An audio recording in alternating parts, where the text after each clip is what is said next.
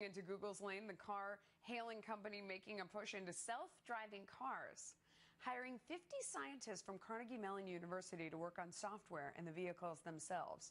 Here to discuss it all is Mike Caudill, auto expert for Driven magazine. Jack Howe is back as well.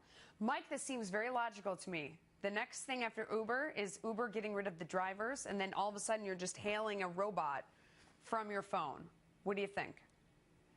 Well, absolutely. And autonomous driving is actually already around with lane departure warning technology, adaptive cruise control, and different variations inside the vehicle that you can utilize without actually applying your physical tendencies while driving on the road. But this is all about a money play. This is without a question a money play. Google invests hundreds of millions of dollars into Uber. So it's not about competition. It's really about creating competition. And the true winner in this is actually Carnegie Mellon. Yeah. They're getting an opportunity to create an incubator where they're going to create new modern forms of automotive technology. No, I'm glad you brought up the money, and I want to ask Jack about that because the show's called Money. That's what we care about here.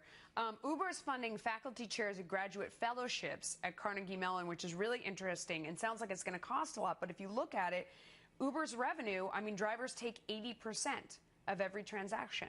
So if they could just get rid of some of those drivers, it would mean a lot for the bottom line, Jack. A lot for the bottom line, sure.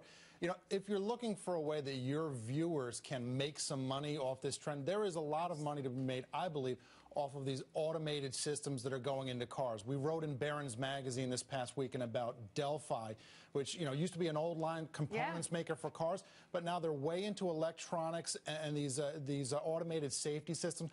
And that's really the bridge over the next few years, these lane departure warnings, things like that, that get us to, at some point, self-driving cars. A company like Delphi, I think, is going to make a lot of money off that. That's very interesting.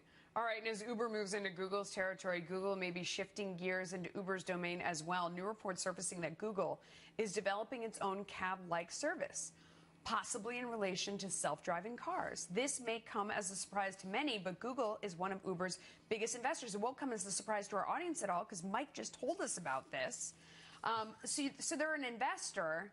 I don't know, is there an acquisition going on here maybe? Could you see a merger? Right?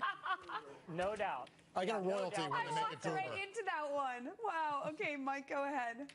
Well, there's no doubt there's a play in this from the standpoint of Google investing in future technology.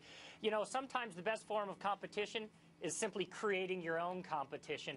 And there needs to be something out there that can compete with Uber because, let's face it, you know, they were valuated at $18.2 billion.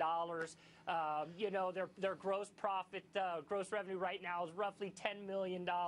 And the great part is, you know, on our way in today with somebody that was driving us in, you know, he was telling us the best thing that ever happened to their livery company was Uber coming around because they make a big 80% off of every person that gets into their vehicle. So it's a great way. You know, the big story isn't really about autonomous technology. It's really about this livery service with Uber and Google creating a competition and them being able to use the maps and all that kind of fun stuff. Yeah, because they would have the technology to do it.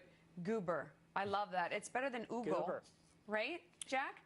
This much better. Goober. Okay, all right. Thanks, guys. We are approaching the last hour of trading. Let's check in with Liz.